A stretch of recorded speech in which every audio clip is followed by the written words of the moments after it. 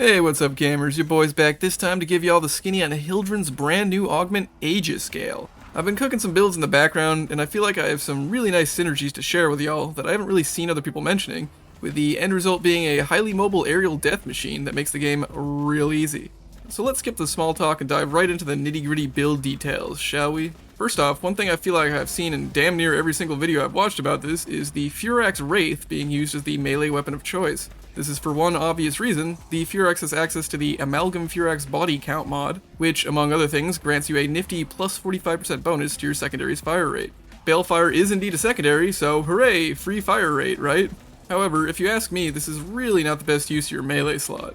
Fire rate is not a particularly difficult stat to get your hands on, and it's fairly easy to get up to a very comfortable amount just by stacking Lethal Torrent, Reinforced Bond, and either Arcane Velocity or Anemic Agility. Meanwhile, you know what is a tricky stat to stack? Raw movement speed. One of the few downsides of Hildryn's 4 is that her hover is fairly sluggish. She can dodge in the air, which does help, but that locks you into a laggy animation and it even has a shield cost. But there are several tools we can use to deal with this problem, and one of them is leveraging the Incarnon melees for their passive move speed bonuses. The Okina Incarnon, released just a few days after this new Hildryn augment, is currently the highest flat move speed bonus melee in the game, clocking in at a comfy 30%. A 30% increase in movement speed is nothing to sneeze at, and in my experience certainly makes hovering around feel a lot less sluggish. If you don't have this option available to you, the copium options of the Bow and Anku Incarnon are also on the table, each giving a measly 20%. But the real minmax champion here is actually the ruvox, as its second evolution has the perk Gathering Momentum, which grants you a move speed bonus that scales with your combo counter, up to a maximum of 55%. Combined with Crescendo and a grouping tool, you can stack your initial combo up to max to lock this bonus in for the rest of the mission, which will make her 4 feel far better to pilot. In fact, here's a quick comparison of the different move speeds side by side so you can get an idea for how it affects her. And speaking of crescendo stacking, you can further your min-max by slotting in secondary outburst on your secondary weapon, which should probably also be a grimoire for the potential free 60% strength buff you can get from it, by the way. Hildryn's balefire has a pitiful 5% crit chance, so the buff to that from outburst isn't particularly helpful, but spoiler alert, we'll be getting plenty of flat crit from Arcane Avenger, so the crit damage buff certainly is helpful.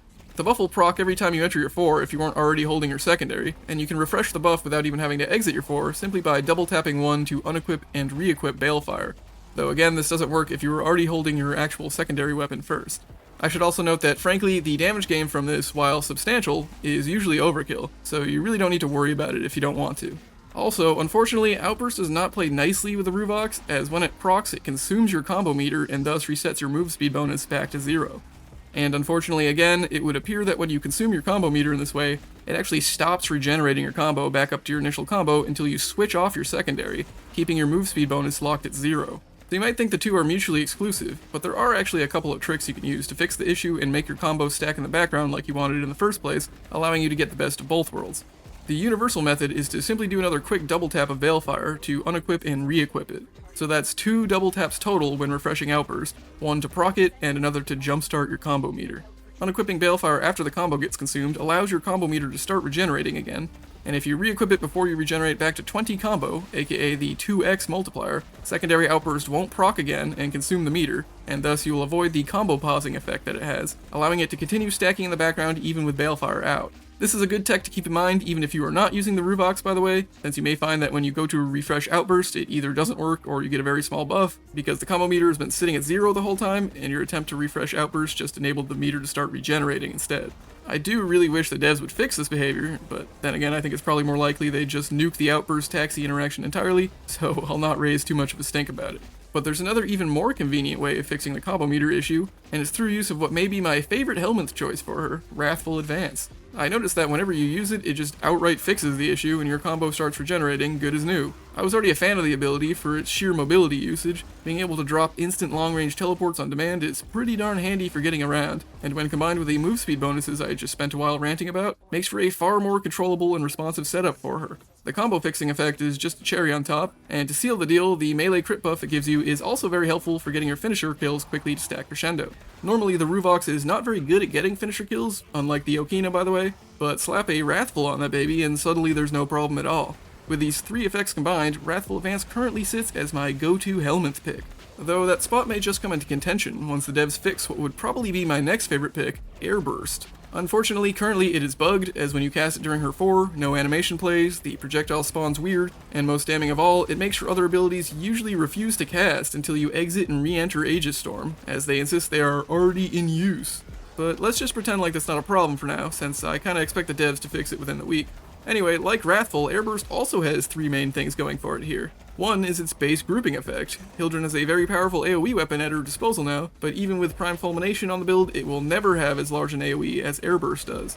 As such, you can use the ability to sort of extend your AoE and pull enemies into Balefire's blast radius. But I probably would still rate it as a mid pick if it weren't for the additional synergy of the Airburst rounds augment. This augment allows Hildryn to stack a damage bonus of up to 500% onto her secondary weapon, acting additively to Hornet Strike and the like. When built around, this can provide a very hefty damage boost. It does eat up a mod slot on the frame to achieve this, but since it outperforms what 2 mod slots on your weapon would do, the overall effect can certainly be worth it if you ask me. And the final bonus that Airburst enables is easy enemy clumping for doing finishers on to stack crescendo. Otherwise, to do this, you kinda need to run Vazarin for its Void Snare ability, which sorta does the same thing but in a smaller radius. Airburst clumps enemies better and frees up your focus pool, definitely giving it another point in its favor. So yeah, once they fix the Airburst bug, I'm pretty sure those will settle as my top 2 helminth picks. Kinda hard to find a pick that even really helps Hildryn otherwise. When you've already got wide range perma CC, full armor strip, and massive AoE damage inbuilt on your kit, what more is there to add? The only ones I could think of that seemed worth considering were Molt, Silence, Condemn, and a variety of damage buffers like Zata's, Nourish, Eclipse, and Roar, but none of them really seem to move the needle much. Molt feels like a worse mobility pick than Wrathful to me, as her acceleration remains whack, and it just winds up feeling kinda hard to control. Condemn only has niche use and content where enemies lack shields, and both Silence and the damage buffers just felt like overkill. Now, before I finally drop the main mod pages, let's talk Companions. Companions have access to both Reinforced Bond and Tenacious Bond, both of which provide a sizable boost to Hildryn's damage output, so I highly recommend trying to find a way to fit these in and meet their conditionals. Similarly, Seismic Bond is basically a free 30% efficiency, as literally all 4 of Hildryn's abilities satisfy its channeling requirement. From there, you basically pick whether you want a Beast for more loot or a Sentinel so you can run Guardian, which, as you might imagine, is another really helpful mod for Hildryn. Only Nautilus Prime and Worm can actually get over 1200 shields naturally, which is needed for consistent uptime on Reinforced Bond. Worm gets a lot more, so I just pick Worm for that reason alone. Neither of them are really going to be using their abilities much, due to Manifold Bond being a rare proc on this build, and when you need to fit in 3 extra Bond mods and Guardian, you start being real pressed for space anyway, so I found it was more practical to just drop the abilities entirely. So here's my Worm Prime build. You can replace Accelerated Deflection with Momentous Bond if you would prefer that, or just slot the ability back in if you disagree with me. As for Beasts, your pick really doesn't matter much as long as you get those Bond mods in and working, along with Resourceful Retriever. The shield threshold for Reinforced Bond is no longer a concern, as Beasts get access to Link Redirection, which when paired with Hildryn will give them a comically large amount of shields. A Darza Convat can give 60% flat crit, similar to Avenger, but only with 1/3 uptime. Chesakubro can trigger a nerfed Necros Desecrate once every 10 seconds, and good old Panzer can spread viral around still. Panzer is my pick, due to being pretty good at activating Seismic Bond, and generally still being the best beast in the game. Here's the mod page I'm using for both Panzer and its claws, for the record, though I'm not exactly married to either mod page. Feel free to make your own customizations. Okay, and with all that covered, there's nothing left but to drop the main mod pages for you. Here's what the usual Balefire build looks like. You can slot Primed Heated Charge over Pathogen rounds to do more base damage, but switching from Corrosive to Radiation means you lose the 50% damage bonus for Skriniar, and gain a weakness to Orokin, aka Corrupted, which is why I keep it in. And if you're using Airburst rounds, you should drop at least Magnum Cracker in favor of either a Vile Acceleration or a Bane mod, as you don't want to overstack on raw damage. Fulmination is basically an auto-include as it is multiplicative with range bonuses, and Balefire has 0 fall-off damage, which hits through walls. When it comes to the actual Hildryn build, the way I see it, there's basically 2 main approaches. One is the efficiency dump build, and the other is the high efficiency build. In my experience, it is perfectly valid and viable to treat efficiency as a total dump stat, as Hildryn's effective energy pool is downright massive once you slot in primed redirection. And even with just 45% efficiency and 73% duration, she can actually stay hovering in her 4 for just over 2 minutes, even without starting from overshields. And it's more like 75% efficiency anyway, since you should probably be running Seismic Bond. However, admittedly, the drain from rapidly firing her Aegis Gale alt-fire can be pretty heavy, necessitating regular casts of pillage to refresh your shields. And one could easily argue that the trade-off of a more demanding energy economy for more damage is a bad one, as enemies are usually getting overkilled significantly anyway, in which case you could opt for a build that sacrifices those strength mods in exchange for a primed continuity and fleeting expertise, bringing your efficiency near cap, and in fact reaching cap once you factor in Seismic Bond. This does nuke your strength, however, and would actually take it sub 100 if not for the plethora of Tau strength shards I have stabled to the build, so you might need to invest in some shards before this feels like a good option. Speaking of shards, I just opted to crank strength with a full suite of Tau reds.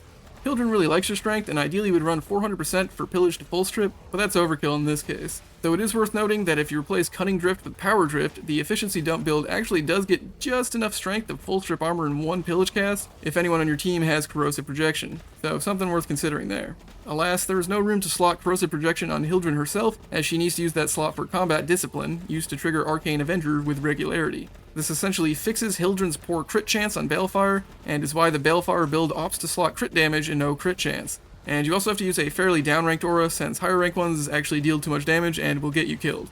Beyond that, we just go for absolute maximum range, as if balefire deletes everything it touches, it seems prudent to make sure that it hits as many enemies as possible.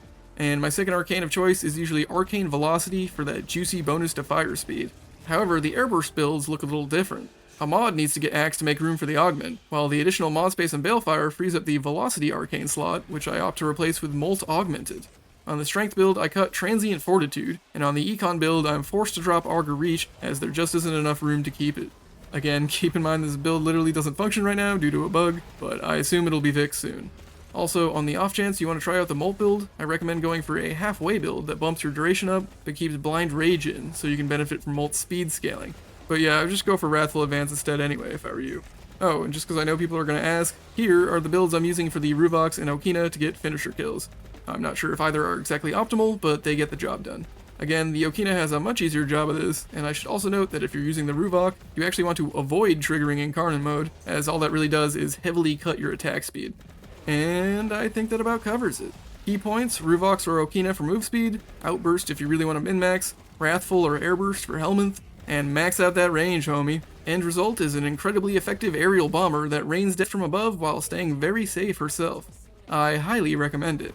And with that, I'll catch you later. Or sooner if you want to join the Discord and hang out. It's pretty chill in there.